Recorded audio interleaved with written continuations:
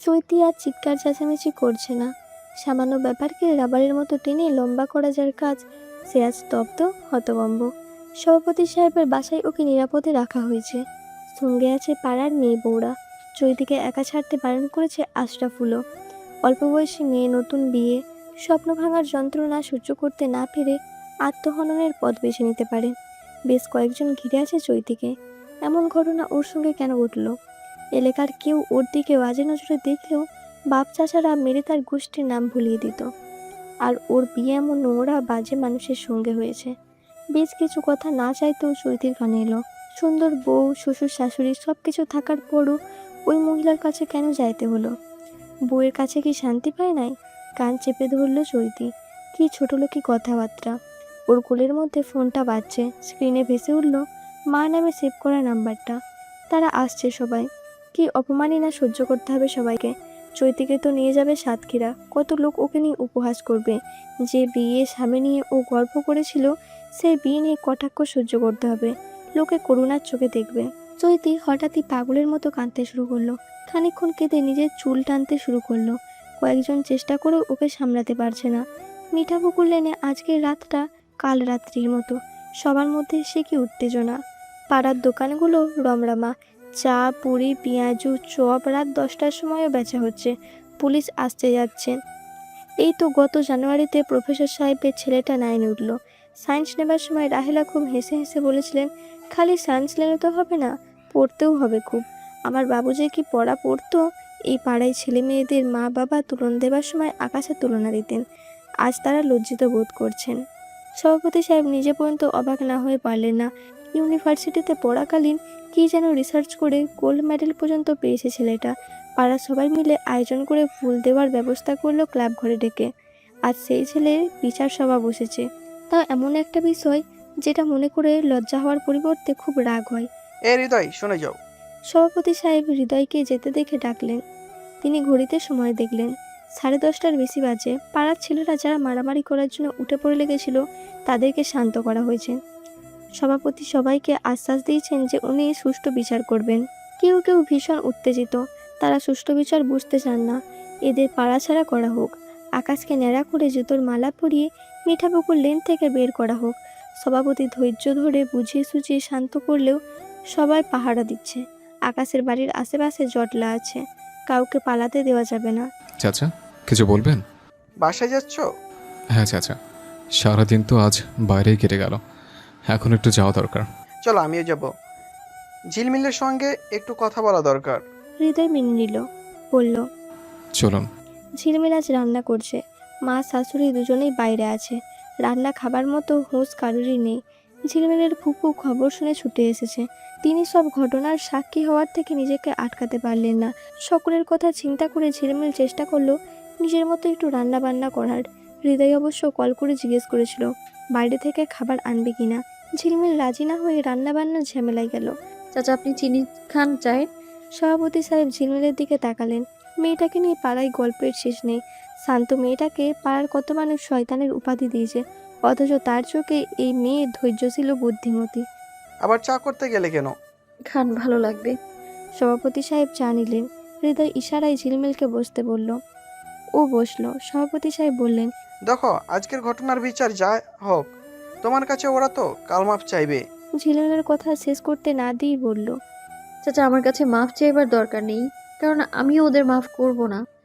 যদি মাফ করার মতো সহানুভূতি ওদের জন্য আমার মনে থাকতো, তবে আমি এই বিষয়টা সামনেই আনতাম না। তাহলে তুমি কি চাও?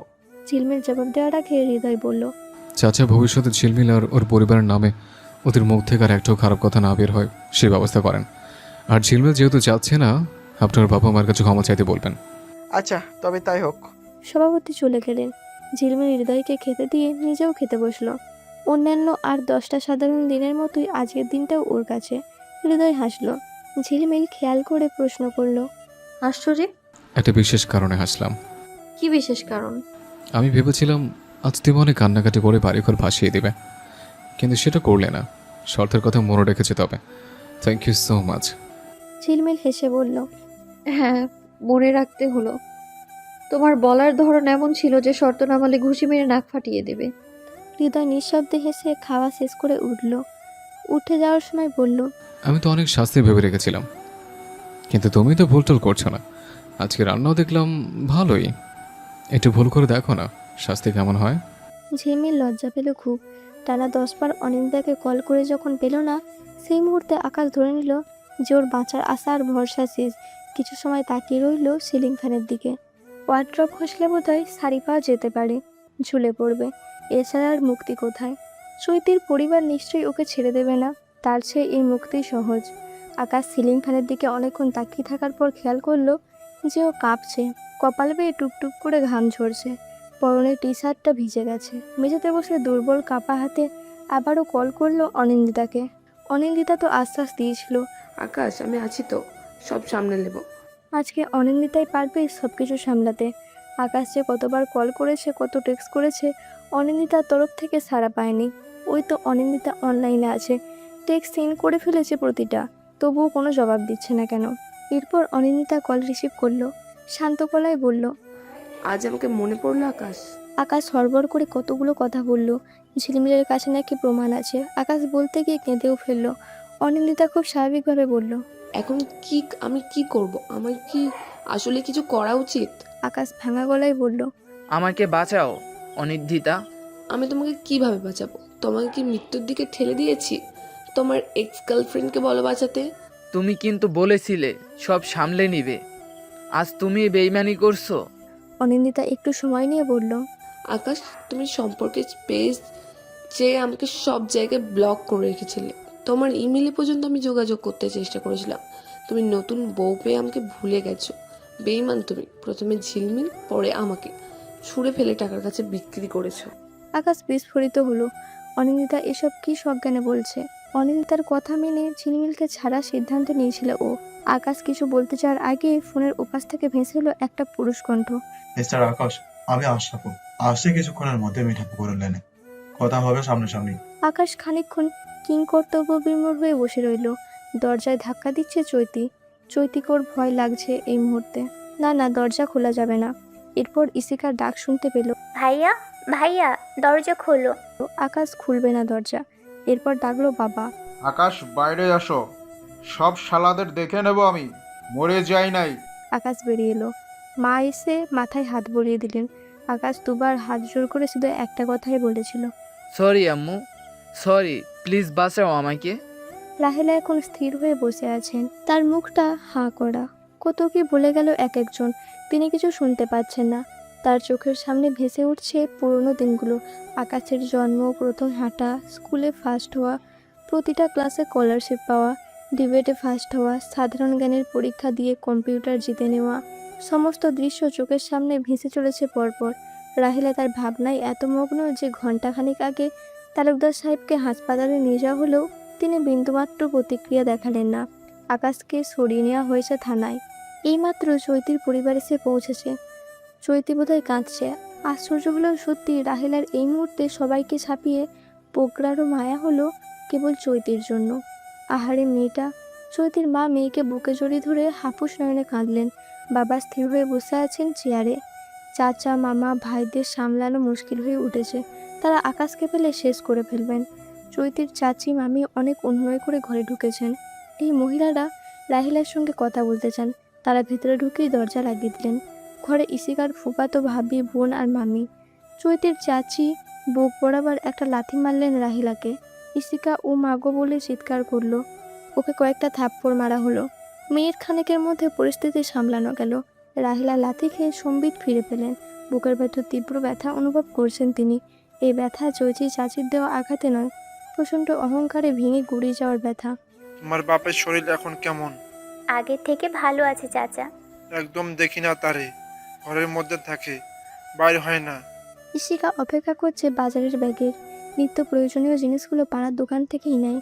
আজকাল বাইরে বেরোতে ওর সবচেয়ে কষ্ট হয়, কেমন যেন অস্থির লাগে। তবুও সব জিনিস যেন লাগবে, সেগুলো নিতেই আসতে হয়। তোমার ভাই কই আছে? বিদেশে পাঠাইয়া দিবা শুনলাম। ইশিকা এবার জবাব দেওয়া বন্ধ করলো। লিস্ট মিলিয়ে বাজারগুলো দেখে টাকা বুঝিয়ে দিল দোকানদারকে। দ্রুত যাওয়ার তারা। সকাল সন্ধ্যে দোকানে ভিড় থাকে বলে বিকালে এসেছিল। এখনও মানুষজন এড়াতে পারেনি। গেট দিয়ে যখন ঢুকবে তখন সেলিনা আন্টি ডাকলেন, ও, ইশিকা কেমন আছে? কবে আসছো? ইসিকা মুখের ওপর গেট বন্ধ করলো না, মৃদু স্বরে বলল। ভালো আছি আন্টি। শ্বশুরবাড়ি যাও না? জামাই আসে? ইসিকা চুপ করে আছে। সেলিনা আন্টি এরপর অপ্রিয় কথাটি তুললেন। যা শুনি তাহলে সত্য? ডিভোর্সের কাগজ পাঠিয়েছে? ইসিকা ইতস্তত করে বলল। অনেকক্ষণ হয় আসছি আন্টি, ফোন নিয়ে আসেনি। আম্মু টেনশন করছে। এখন যাই। সেলিনা আন্টি আরও কিছু বলতে চাইলেন, ইসিকা সুযোগ দিল না। ঘরে ঢুকে বাজারের ব্যাগটা সোপায় রেখে বসে পড়ল। রাহিলা আসরের নামাজ পড়ে রান্নাঘরে এসেছেন, তালুকদার সাহেবকে মালটা কেটে দিবেন। ইসিকাকে উভয়ে বসে থাকতে থেকে জিজ্ঞেস করেন। কি হয়েছে, এভাবে বসে আছিস কেন? ইসিকা রাগী গলায় বলল। আর কি হবে? আর কিছু হওয়া বাকি আছে? রাহিলা দীর্ঘ শ্বাস ফেললেন। আসতে তোমার বাবাই জেগে আছেন। ইসিকা হু হু করে কেঁদে ফেলল। ভাইয়ের স্ক্যান্ডালের মতো কারণে ওর সংসারটাও শেষ হয়ে গেল। বিয়ের পর ইসিকা স্বামীর সঙ্গে সুখে ছিল। শ্বশুর শাশুড়ি, দুই ননদ, দেবর, কারোর সঙ্গে কোনো ঝামেলা নেই। ব্যস্ত স্বামী যতটুকু সম্ভব বইয়ের খেয়াল রাখেন, যা চায় তার বেশি দিয়ে ভরিয়ে রাখে। আকাশের ঘটনার পর ইসিকা সেই বাড়িতে গিয়ে সকলের অন্যরূপ দেখতে পেল। এত বড় একটা ঘটনা শুধু মিঠাপুকুর লেন অবধি তো রইল না, পাড়ার ছেলেরা ফেসবুকে ব্যাপারটা ভাইরাল করে দিল। ইসিকার শ্বশুরবাড়ি বনেদি পরিবার, শ্বশুর শাশুড়ি দুজনেই শিক্ষিত, ধর্মভীরু। তারা ছেলের জন্য পাত্রী নির্বাচনের সময় আধুনিক মেয়েকে গুরুত্ব দিলেও প্রাধান্য দিয়েছিলেন সুন্দরী ভালো পরিবারকে। এখন পরিবারের এই রূপ দেখে স্বাভাবিকভাবেই ধরে নিয়েছেন যে তারা ভুল করেছেন এবং প্রতারিত হয়েছেন। ইসিকার স্বামী ব্যবসা করে নাম কামিয়েছিল ভালোই, তাকেও জনে জনে শ্বশুরবাড়ির কেচ্চা কাহিনী সম্পর্কে বিস্তারিত বলতে হয়। এই নিয়ে ঝামেলা শুরু হলে সেই ঝামেলা অবসান ঘটল শ্বশুরের এক সিদ্ধান্তে। শ্বশুর ইসিকাকে বললেন। তুমি তোমার বাপ মায়ের কাছে গিয়ে থাকো, আমরা সমাজ নিয়ে চলি। তোমার পরিবারের দুর্নামে আমরা ক্ষতিগ্রস্ত হচ্ছি। ইসিকা ওর স্বামীকে অনুরোধ করছে, পায়ে ধরেছে, কিন্তু সে তার সিদ্ধান্তে অবিচল। ইসিকার সঙ্গে আর সংসার করবে না। ইসিকা জানিয়েছিল যে ওর বাপের বাড়ির সঙ্গে যোগাযোগ রাখবে না, কিন্তু কেউ ওর কথা শোনেনি। ইসিকাকে এরকম করে বের করে দেওয়ার পর ডিভোর্স পেপারও পাঠিয়ে দিয়েছে চটজলদি। কাবিনের টাকা দিতেও ওদের আপত্তি নেই। ইসিকা কল করে কান্নাকাটি করারও সুযোগ পায় না। ওদের নাম্বারগুলো দেখলেই কল কেটে যায়। নতুন সিম কিনে কল করার কথা বলার সুযোগও পায় না। ইসিকা এখন দিন শুরু হয় মাকে দোষারোপ করে, আর দিন শেষ হয় ভাইকে অভিশাপ দিয়ে। রাহেলা চুপচাপ শুনে থাকেন। আগে মেয়ে মাকে ভয় পেত, আর এখন তিনি ভয় পান। সবসময় তটস্থ থাকেন মেয়ে, আবার নিজের ক্ষতি না করে ফেলেন। সেই অন্ধকারের সময় পেরিয়ে গেছে প্রায় কয়েক মাস হলো। তালুকদার সাহেব অসুস্থ। তিনি এখন পর্যন্ত ট্রমা কাটিয়ে উঠতে পারছেন না। বসে বসে ভাবেন কোন পাপে এত বড় শাস্তি পাচ্ছেন। রাহেলা কোর্ট কাছারি করে বড্ড ক্লান্ত। চৈতির বাবা মা মামলা করেছেন, সেই মামলায় নিষ্পত্তি হলেও আকাশকে জেল খাটতে হলো 3 মাস। এখন সাভারের দিকে একটা বাসা নিয়ে একা থাকছে, দেশের বাইরে যেতে পারবে না। মামলা চলাকালীন চৈতির পরিবারকে ক্ষতিপূরণ দিতে হবে 10 কোটি টাকা। রাহেলা টাকার পরিমাণ মনে করে অস্থির হন। এত টাকা কোত্থেকে দেবেন? বাড়ি জমি সব বিক্রি করেও এত টাকা পাওয়া যাবে না। আর এরপর তারা কি করবেন? আকাশের চাকরি তো গেছেই, সেই সঙ্গে মান সম্মানও অবশিষ্ট নেই। রাহেলা ভাবেন এত কিছুর পর আকাশ বেঁচে আছে কেন? আশ্চর্য হয়ে যান তিনি এই ভেবে। এই সন্তানকে তিনি কত যত্নে মানুষ করেছে, রাত জেগে দুশ্চিন্তা করেছেন, সব কিছু বেস্ট দেওয়ার চেষ্টা করেছেন, তবু এই সন্তান তাদের ডুবিয়ে ছাড়লো। আকাশ মিঠাপুকুর লেনে আসতে পারবে না আর। পাড়ার লোক তাদের এক ঘরে না করলেও তারা তেমনই আছেন। ভাড়াটিয়ারা ঠিকঠাক ভাড়া দেয় না, গলা উঁচিয়ে কথা শোনায়। পাড়ায় যার সঙ্গে দেখা হয় সেই প্রশ্ন করেন। আপনারা সত্যিই জানতেন না তা কেমনে হয়? আপনারা জানতে পেরেই তো দূরে বিয়ে করালেন ছেলেকে। যে যখন পারছে জ্ঞান দিয়ে যাচ্ছে। প্রফেসরের বউ আছে, সেও মুখ ঝামটা দিয়ে বলে যায়, আল্লাহ দুনিয়ায় কাউরে ছোট করতে হয় না, আবার বেশি অহংকারের ফলও অনেক খারাপ হয়। আল্লাহর কাছে মাপ চান। রাহেলা মনের দিক থেকে এত দুর্বল হয়েছে যে তিনি আর দেশ দেখাতে পারেন না। এই প্রফেসরের বউ তাকে একদিন এসে জিজ্ঞেস করেছিলেন, আকাশের অন্য জায়গায় বিয়ে দিতেছেন, ঝিলমিলের সাথে না হওয়ার কথা। রাহেলা সেদিন ধমকে সুরে বলেছিলেন, এত কথা বলেন কেন? আমার ছেলে কার সঙ্গে বিয়ে দিবে কার সঙ্গে দেবে না সেটা আপনারে বলা লাগবে? আপনার এত কি দরকার অন্যের ঘরে কি হয় না হয় এই নিয়ে পড়ে থাকেন? এখন প্রফেসরের বউয়ের মুখের ওপর কিছু বলেন না, দীর্ঘশ্বাস ফেলে সব শোনেন। ছেলেকে তিনি ত্যাগ করতে পারেননি, মাসে মাসে টাকা পাঠান। আকাশ তাকে কল করে বাপের খোঁজ নেয়। রাহেলা একটা বাড়তি কথা বলেন না। আকাশ বারবার মাপ চায়, তিনি কিছু বলেন না। আকাশ একা থাকে। বন্ধুরা কেউ কেউ ওকে পুরোপুরি বর্জন করেছে, আর কেউ কেউ ওকে এড়িয়ে চলেছে। যারা এড়িয়ে চলছে তাদের ওর জীবনের নিষিদ্ধ সম্পর্কটা নিয়ে আগ্রহের শেষ নেই, তাই তাদের কাছে দ্বিতীয়বার আর যেতে চায় না। একা থাকা যে কতটা যন্ত্রণার সেটা টের পেলেও ওর মরে যাওয়ার সাহস নেই। মরে যাবার যদি এতই ভয়, সে কিভাবে দিনের পর দিন এত পাপ করলো। ওর নামের সঙ্গে অনিন্দিতার নামটা জুড়ে যাওয়ার সোশ্যাল মিডিয়ায় অনিন্দিতাকেও সবাই চিনে রাখলো। আকাশ ভাবলো অনিন্দিতার আর কি হবে, ও সব ম্যানেজ করে ফেলবে, নিজেকে ঠিক বাঁচিয়ে নেবে। ও তো বোকা, তাই নিজেই বাঁচতে পারেনি। যখন শুনেছে ঝিলমিলের কাছে প্রমাণ ছিল, তখন ও নিজের মাথার চুল টেনে ছিঁড়েছে। আগে যদি ওরকম কিছু বুঝতে পারতো, তবে নিজেকে বাঁচানোর একটা চেষ্টা করে ফেলতো। তবে কতটুকু বাঁচাতে পারতো সেটা ভাববার বিষয়, কারণ সত্যি সবসময় সহজ আর মিথ্যা সবসময় কঠিন থেকে কঠিনতর। চৈতির মুখোমুখি ওকে আর হতে হয়নি। হলে কি করতো চৈতি, মারতো ওকে? আকাশ সবচেয়ে বেশি দুঃখ পেয়েছে মায়ের সঙ্গে চৈতির পরিবারের আচরণের কথা শুনে। সভাপতি সাহেব সাহায্য করেছিলেন বলে ও চৈতির পরিবারের হাত থেকে বেঁচে গিয়েছিল, না হলে মেরে ফেলতো ওকে। তবুও নিজে মার খেলেও সহ্য করত, কিন্তু মাকে, এই একটা ব্যাপার আকাশ যতবার ভাবে ততবারই ভেঙে চুরে শেষ হয়ে যায়। সেই সময় মনে হয় এর চেয়ে মরণ ভালো ছিল ওর জন্য। কেন যে সাহস করে ফ্যানের সঙ্গে ঝুলে যেতে পারলো না। অসময়ে ইসিকার নাম্বার থেকে কল আসায় আকাশ ভরকে গেল। বাবার হার্টের অসুখ আছে, অনেকদিন ধরে অসুখটাই ভুগছে। মায়ের কাছে শুনেছে যতদিন যাচ্ছে বাবা নাকি নরম হয়ে গেছে। আকাশের খুব ভয় লাগে, একবার চোখের দেখা দেখতে ইচ্ছা করে। মা ফোনে কথা বললেও মুখোমুখি হতে চান না। আকাশ চেষ্টা করছে তার সঙ্গে দেখা করার, তিনি জানিয়েছেন তার ইচ্ছা হয় না। আকাশ কল রিসিভ করলো ভয়ে ভয়ে। কল রিসিভ করে যেন খারাপ কোনো খবর না শুনতে হয়, সেই জন্য আল্লাহর কাছে প্রার্থনা করতে লাগলো। হ্যালো ইশিকা, বাবা ঠিক আছে? তোর খুব খারাপ মরণ হবে দেখিস। মরার সময় কেউ তোর পাশে থাকবে না। আমি অভিশাপ দিলাম তোকে, তুই স্বার্থপর অসভ্য জানোয়ার। তোর কারণে, শুধু তোর কারণে আমার সংসারটা ভেঙে গেছে। আমি সারা জীবন তোকে অভিশাপ দিয়ে যাব। ইসিকা কাঁদতে কাঁদতে চিৎকার করে কথাগুলো বলল। আকাশ যে হাতে ফোন ধরে রেখেছে সে হাতটা কাঁপছে অনবরত, ইদানিক প্যানিক অ্যাটাকের মতোও হয়। ইসিকা আরও কত কিছু বলল, সব কথা শেষে অভিশাপ জাতীয় কিছু কথাবার্তা থাকে। আকাশ সহ্য করতে পারল না, কলটা কেটে দিল। নিজেকে সামলাতে সময় লাগছে আকাশের। হাতের নাগালে পানি থাকার পরও প্রচণ্ড তৃষ্ণায় কাতর হয়ে বসে রইল। এত অসহায়, এত একা একটা জীবন বিয়ে বেড়াতে হবে ওকে। ঝিলমিলের গ্র্যাজুয়েশন শেষ হয়েছে, হাতে অফুরন্ত সময়, রেজাল্টের অপেক্ষায় আছে। এই সময়টা বাড়িতে বসেই কাটাচ্ছে, নতুন নতুন রেসিপি শিখে সেগুলো বানাচ্ছে। শাশুড়ি আগ্রহ করে ওকে হাতের কাজও শেখাচ্ছেন। শাশুড়ি ওকে ভালোবাসেন, শ্বশুরও তেমন। আকাশের ওই ঘটনা জানার পর তাদের ভালোবাসা বেড়েছে। জাহানারা ঝিলমিলকে বলেছেন, ভালোই হয়েছে তোমার বিয়ে পিশাচটার সাথে হয় নাই। আমার পোলা লেখাপড়ায় অত উঁচুতে যায় নাই ঠিকই, কিন্তু তার স্বভাব চরিত্র ভালো। আর তুমিও ভালো, ভাগ্য করে বউ পাইছে হৃদয়। জাহানারা বিভিন্ন সময় আকাশের প্রসঙ্গ তুলে কথা বলে। এই বাড়িতে তিনি ছাড়া ওই প্রসঙ্গ আর কেউ কিছু বলে না। তবে তার মাথায় এখন রিহানের বিয়ে দেওয়ার ভূত ঢুকেছে।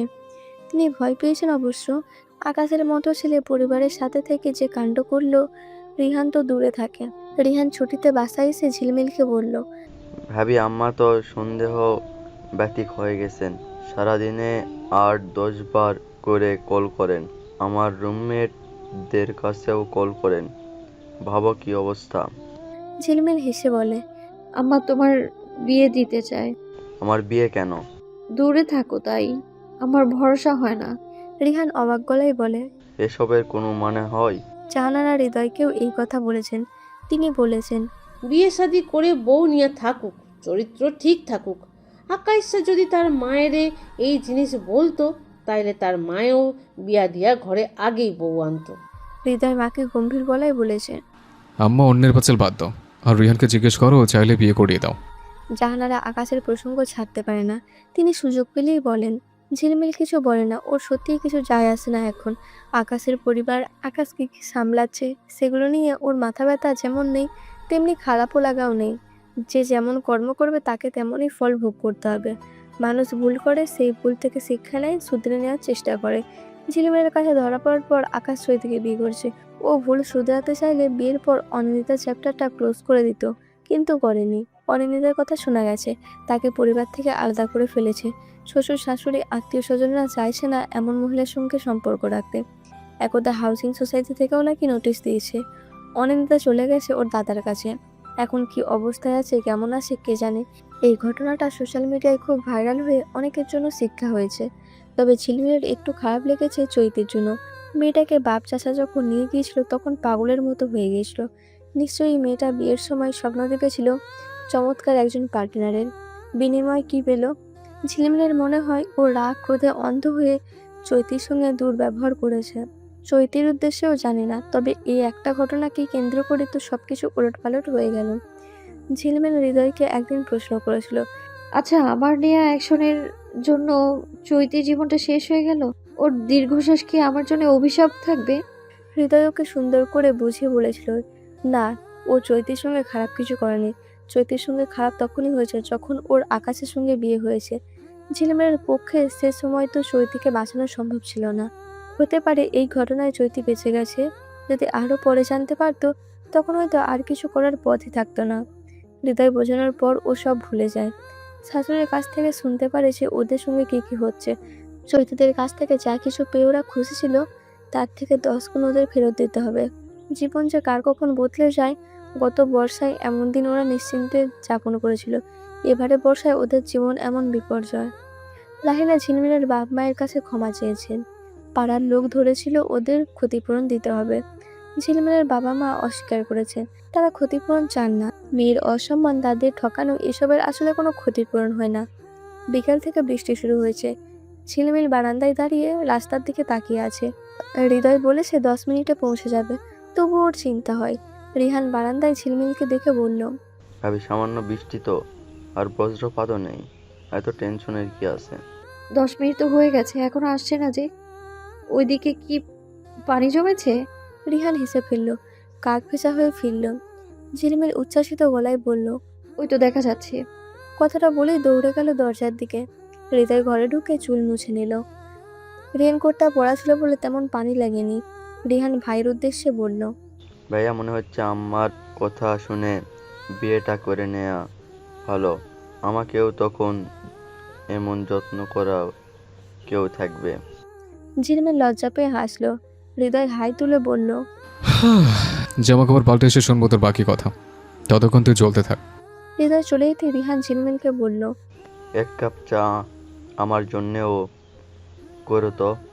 তাহলে তোমাকে ভাইয়ার একটা গোপন কথা বলবো। কি গোপন কথা? ভাইয়া কি তোমাকে বলেছে যে সে তোমাকে তুলে আনার প্ল্যান করেছিল? ঝিলমিল চোখ কপালে তুলে বলল, কি? হ্যাঁ, ওই যে মারামারি হলো সেইবার ভাইয়া খুব রেগে গেছে। বাসায় আসার পর আম্মা, আমি, আব্বা সবাই তাকে শান্ত করেছিলাম। আম্মা তো বলেছিলেন তিনি তোমার চেয়েও সুন্দর মেয়ে খুঁজে ভাইয়ার সঙ্গে বিয়ে দিবেন। এখন তো তুমি ঝগড়া করে তার প্রিয় হয়ে গেছো। আগে কিন্তু সে তোমাকে এত পছন্দ করতো না। ঝিলমিল লাজুক গলায় বলল, তুলে আনার কথা কি প্রসঙ্গে বলেছিল? রিহান মৃদু হেসে বলেছিল, ভাইয়া তো জাগলে মাথার ঠিক থাকে না। 8-10টা সিগারেট খেয়েও শান্ত হচ্ছিল না সেদিন। আমি তার ঘরে যখন ঘুমাতে গেলাম তখন আমাকে বলল তুলে আনা হলেও তোমাকে বিয়ে করবে। আচ্ছা। ওর মাইন্ড পাওয়ার দেখো, তুলে আনার আগেই তুমি ধরা দিলে। ঝিলমিল দ্রুত সেখান থেকে চলে গেল লজ্জা আড়াল করতে। রিহানের কাছে একটা ব্যাপার শুনলাম। হৃদয় চায়ে চুমুক দিয়ে জিজ্ঞেস করলো, কি? তুমি নাকি আমায় তুলে আনতে চেয়েছিলে? হৃদয় স্মিথ হেসে চায়ে ফু দিল, বলল, এরকম বলেছিলাম, মনে নেই তো? তোমার চিন্তা ভাবনা তাহলে গুন্ডাদের মতোই ছিল, হ্যাঁ? হৃদয় ঝিলমিলের হাত ধরে কাছে টানলো, বলল, শোনো, আমি জানতাম যে তোমার বিয়ে তালুকদের বাড়িতে হবে না। চায়ের দোকানে বসে তালুকদের চাচা গল্প করতেন যে তার ছেলেকে জামাই করার জন্য কত বড়লোক ব্যাটারা পাগল, হাতে পায়ে ধরে আরো কত কি। শুধু জানতাম না যে তুমি এসে আমাকে বিয়ে করার জন্য পাগল হয়ে যাবে। ঝিলমিল আজ আর রাখলো না। হৃদয় ওকে খেপানোর জন্য প্রায় এই প্রসঙ্গ আনে। ঝিলমিল মুড অফ করে কিছু সময় কথাও বন্ধ করে দেয়। আজ আর সেসব করলো না। হৃদয় ওর চোখের দিকে তাকিয়ে হাসলো। ঝিলমিল আজ আবার বলল, হাসলে তোমাকে খুব মিষ্টি লাগে। অপেক্ষা করলো হৃদয়ের জবাবে। এখনই একটা কিছু বলে অপ্রস্তুত করে রোমান্টিক মুডের 12টা বাজিয়ে দেবে। হৃদয় আরও সুন্দর করে হেসে ওর গালে হাত রেখে মুখটা কাছে টানলো। বলল, শোনো, আমি জানতাম যে তোমার বিয়ে তালুকদের বাড়িতে হবে না। চায়ের দোকানে বসে তালুকদের চাচা গল্প করতেন যে তার ছেলেকে জামাই করার জন্য কত বড়লোক ব্যাটারা পাগল, হাতে পায়ে ধরে আরো কত কি। শুধু জানতাম না যে তুমি এসে আমাকে বিয়ে করার জন্য পাগল হয়ে যাবে। ঝিলমিল আজ আবার বলল, ঝিলমিলও এগিয়ে এসে দুহাত দিয়ে ওর গলা জড়িয়ে ধরল। চৈতি বাবা মায়ের অতি আদরের মেয়ে, যাকে কেউ কটু কথা বলার সাহস পেত না, অথচ পরিস্থিতি এমন হয়েছে যে এখন অনেকের উপহাসের পাত্র হয়েছে। কেউ আড়ালে, কেউ বা হাসির ছলে ওর সামনেই উপহাস করে। চরিত্রবান স্বামী, সুন্দর সংসার, সব মেয়েদেরই আরাধ্য থাকে। চৈতি কখনোই কল্পনা করেননি আকাশের চরিত্রে এমন একটা গল্প থাকতে পারে। বাবা, পরিবারের অন্য সদস্যরা আকাশ ও তার পরিবারকে শাস্তি দিতে মরিয়া হলেও মায়ের আচরণটা ভিন্ন। তিনি মেয়ের কপালের দোষ দিচ্ছেন, সেই সঙ্গে দোষারোপ করেছেন চৈতিকেও। চাচি বলেন চৈতি খুব বাড়াবাড়ি করেছে। স্বামী সংসার নিয়ে ওর বাড়াবাড়ি ভালো রকম ছিল। কি দরকার ছিল ঝিলমিলের টপিকে এত নাক গলানোর? গর্তে ইঁদুর খুঁজতে গিয়ে সাপ বেরিয়ে এলো। এটা কি ভালো কিছু? এর চেয়ে যদি আকাশের চরিত্রটা আস্তে ধীরে ওর কাছে প্রকাশ পেত, তবে জটিলতা আরেকটু কম হতো। মানুষের এত মিথ্যে দীর্ঘশ্বাস গুনতে হতো না। বিষয়টা গোপন থেকে ছাড়াছাড়ি হলে ভালো হতো। জামাইয়ের চরিত্র খারাপ কথাটা শোনার পর একদল শুনিয়ে যায়, এমন সুন্দর বউ, শ্বশুরবাড়ি, আন্তরিকতার পরও সংসার টিকল না। অথচ সংসার না হওয়ার পিছনের গল্পটা কতটা করুণ ছিল সেটা ভাববে না কেউ। চৈতি এই জীবনে আরও একবার আকাশের মুখোমুখি হতে চায়, একবার চোখে চোখ রেখে প্রশ্ন করতে চায়। আর ঝিলমিল ওকে প্রথম অপমানের স্বাদ বুঝিয়েছে। ঝিলমিলকে তো কখনো ভুলতে পারবে না। মানুষ সবসময় নিজের দুঃখ কষ্টের জন্য অন্যকে দোষারোপ করতে পছন্দ করে, অন্যকে দোষারোপ করে নিজে হালকা হয়। আকাশের জীবনের গল্প চৈতির জায়গায় ঝিলমিল, আর ঝিলমিলের জায়গায় চৈতি থাকলেও গল্পটা নিঃসন্দেহে ব্যতিক্রম হতো। কিন্তু চৈতি কি ঝিলমিলের চেয়ে বেশি হিংস্র হতো না? ঝিলমিল আজ নিজেদের বাসায় এলো, অনেক দিন পর আসা হলো। এত কাছে বাপের বাড়ি হলেও ওর আশা খুব কম। নিজেরই আসতে ইচ্ছা করে না, অথচ ঘরে তেমন কোনো কাজও নেই। এক জায়গায় থিতু হয়ে গেলেও আপনা আপনি সেই জায়গার প্রতি মায়া জন্মে যায়। হৃদয় আর ওর ঘরটা এখন ওর সবচেয়ে ভালো লাগার জায়গা। দক্ষিণমুখী বারান্দাটা ওর অবসর কাটানোর স্থান। আসমা মেয়েকে দেখে ভারী খুশি হলেন। আকাশে কালো মেঘ ছেয়ে গেছে, বৃষ্টি নামবার পালা। আসমা বড় ইলিশ নামিয়ে রেখেছেন, চাল ডাল ধুয়ে খিচুড়ি বসিয়ে দিয়েছেন। নারকেল, খই, খেজুর গুঁড়ে মাখিয়ে মেয়েকে দিতে দিতে বললেন, আমার মাঝে মধ্যে মনে হয় তোকে ভিনদেশে বিয়ে দিয়েছি, এত কম আসিস। আমি তো বলি, তাও শুনিস না। বারান্দার গোলাপ গাছটায় ফুল ধরেছে মা। হ্যাঁ, তোকে বলতে ভুলে গেছি। ঝিলমিলের গোলাপ গাছটা 2 বছর আগে পুঁতেছিল একটা ভাঙা টবে। গাছটায় ফুল ধরেনি। এই তো কয়েক মাস আগে নতুন টবে নতুন মাটিতে পুঁতে দিল, এখন কি সুন্দর ফুল ধরেছে। গোলাপি রঙের ফুলগুলো যেন ওর দিকে তাকিয়ে হাসছে। ভাঙা টবে গাছ ফুল ফোটায়নি, গাছেরাও অভিমান হয় বুঝি। যত্ন ভালোবাসা পেয়ে এখন কি সুন্দর ফুল দিয়েছে। ঝিলমিল গভীর চোখে তাকিয়ে আছে ফুলগুলোর দিকে। আসমা বললেন, এই শোন, টুটুল তোর নামে অভিযোগ করছে, কিন্তু তুইও ওকে কখনো কল করিস না, টেক্সট পাঠাস না। ঝিলমিল হাসলো, বলল, আমি তো ওর সঙ্গে কথা বলি। আসমা মেয়ের হাত ধরে বললেন, আমি দেখছি ঝিলমিল, যতটুকু প্রয়োজন ততটুকু বলছি। আগে ভাই তোর প্রাণ ছিল, সে ছোট্ট থেকে আগলে রেখেছিস। একটা লজেন্স যে 2 ভাগ করে খেতে হয়, সেটা আমি তোকে দেখিয়ে শিখেছি। এখন তো বয়স বেড়ে গেছে মা, টুটুলের আর ওরকম আদরের দরকার নেই। আমারও বিয়ে হয়ে গেছে, পর হয়ে গেছি। একই কথা, বিয়ে হলে পর হয়, বড় হলে ভাই বোনের সম্পর্ক বদলে যায়। ঝিলমিল জবাব দিল না। আসমা বললেন, ও তো ছেলে মানুষ, কবে কি বলছে সেটা মনে রাখিস না। ঝিলমিল হাতটা মুছে নিয়ে মায়ের দিকে তাকিয়ে বলল, কবে, কোন সময়, কি বলেছে সেটা অনেক গুরুত্বপূর্ণ ব্যাপার মা। আর ছেলে মানুষ, এই কথাটা তোমার একচোখা হয়ে গেল না। আকাশ আমার সঙ্গে কি করেছিল সেটা চাইলেও আমি যেমন ভুলতে পারবো না, তেমনি তোমাদের আচরণটাও ভুলতে পারবো না। আসমা আলগোছে মেয়ের হাত ধরলেন। তার চোখে অপরাধবোধ। মেয়েটা চাপা স্বভাবের কষ্ট পেলেও বলে না। ঝিলমিল বলল, আমি আল্লাহর কাছে চাইবো আমারও যেন তোমার মতো একটা মেয়ে আর একটা ছেলে হয়। মেয়েটা যেন বড় হয়, সে যখন কোনো ভুল করবে কিংবা মানুষ তাকে প্রতারিত করবে, তখন আমি মেয়ের জন্য কাঁদবো, মেয়েকে সঙ্গে নিয়ে কাঁদবো। তাকে বলবো যে তোর দুঃখ মানেই আমার দুঃখ। তার ভাইকে বলবো আপুর ভালো সময়ে যখন হি হি করে হেসেছিল, খারাপ সময়ে এখন কান্নাকাটি কর, কিন্তু ভুলেও তাকে কাঠগড়ায় দাঁড় করাবি না। মেয়ের বাবাকে বলবো পাড়ার দোকানে চা খেতে যেতে হবে না, সে যেন মেয়েকে বলে, মা আমার জন্য 1 কাপ চা নিয়ে আয়, আজ আমার তোর হাতে চা খেতে ইচ্ছে করছে। আসমার চোখ ভিজে উঠেছে। ঝিলমিল মায়ের হাতটা শক্ত করে ধরে বলল, আমার কোনো রাগ নেই মা, অভিযোগও নেই আমার। তুমি ভীষণ দুঃখ আছে। তুমি আমার পোড়া কপাল ভেবে কেঁদেছিলে না, নিজেদের মান সম্মানের জন্য ভেবেছো। এখানেই আমার দুঃখ। আমার মেয়েকে যদি ভালোবাসার মানুষ ছেড়ে যায়, তবে তার পোড়া কপালের জন্য কাঁদবো না আমি?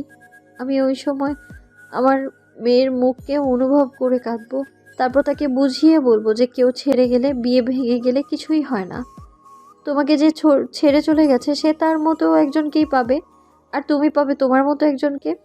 আসমা ঠোঁট চেপে কান্না থামানোর চেষ্টা করলেন। মেয়ের কথাগুলো মিথ্যা নয়, তিনি মানুষের কথা শুনে ত্যক্ত বিরক্ত হয়েছেন।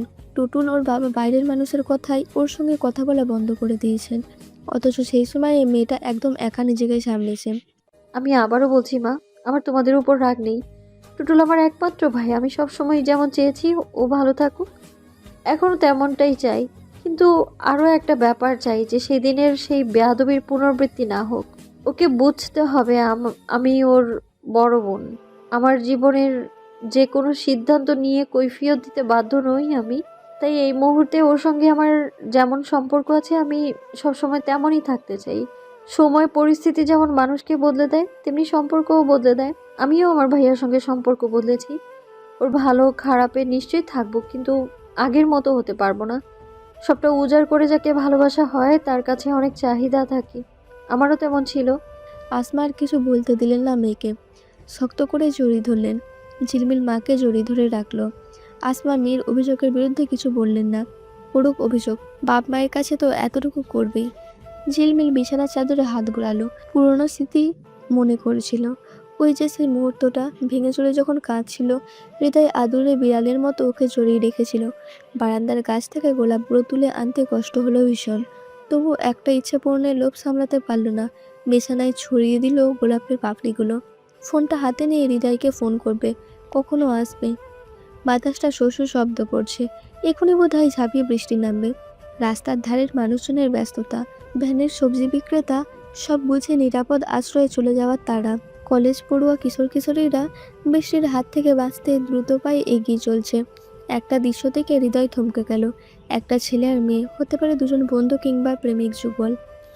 মেয়েটা ওনার আঁচল দিয়ে মাথা ঢেকে নিল। ছেলেটা তাকিয়ে আছে মুগ্ধ চোখে। দুজনের চোখাচোখি হলো। কিছু একটা বলল ছেলেটা। মেয়েটা লাজুক হেসে মুখ আড়াল করলো। হৃদয় জীবনে ঝিলমিলিকে ঠিক যেমনভাবে চেয়েছিল তেমনভাবেই পেয়েছে। মন দিয়ে চাইলেও সত্যি যে পাওয়া যায় সেটাও নিজেকে দেখে শিখল। এই ব্যাপার ভেবে গর্বও হয় খুব। পাওয়ার আগে অনেক গল্প আছে, থাকুক সেসব, তবুও দিন শেষে প্রাপ্তির খাতাটা পরিপূর্ণ, এটাই সবচেয়ে বেশি গুরুত্বপূর্ণ। মিঠাপুকুর লেনে আসার পর হৃদয় ঝিলমিলকে কল করলো। ঝিলমিল বারান্দায় দাঁড়িয়ে বলল, উপরে এসো তাড়াতাড়ি, বৃষ্টি নামবে তো। হৃদয় চিৎকার করে বলল, না, তুই নিচে নেমে এসো। ঝিলমিল কিছু ভাবলো না, নিচে নেমে এলো। জিজ্ঞেস করলো, কি হলো? বাইক ওঠো। এখন কোথায় যাবে? তুমি অনেক প্রশ্ন করো মাঝে মধ্যে। ঝিলমিল আজ শাড়ি পরেছিল, শাশুড়ি আজ শাড়ি পরতে বলেছিল। ও আঁচলটা সামলে হৃদয়ের কাঁধে ভর করে বাইকে উঠল। হৃদয় বলল, ভালো করে ধরে বসো। প্রতিবারও এই কথা বলে। ঝিলমিলও ওকে শক্ত করে ধরে। বাইক চলছে ধীর গতিতে। মিঠাপুকুর লেন ছাড়িয়ে বাইক এলো বড় রাস্তায়। ঝিলমিল আবারও প্রশ্ন করলো, কোথায় যাচ্ছি আমরা? কোথাও না। মানে কি? আমাদের তো সেভাবে আয়োজন করে প্রেম করা হয়নি, তাই আজ প্রেম করবো আয়োজন করে। বৃষ্টিতে ভিজবো, পলিশির মোড়ের চা সিঙ্গাড়া খাবো। ঝিলমিল হাসলো।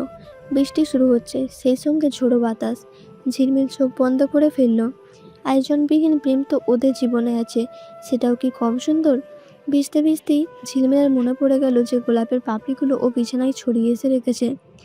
মা যদি দেখে ফেলে, ইস কি লজ্জা।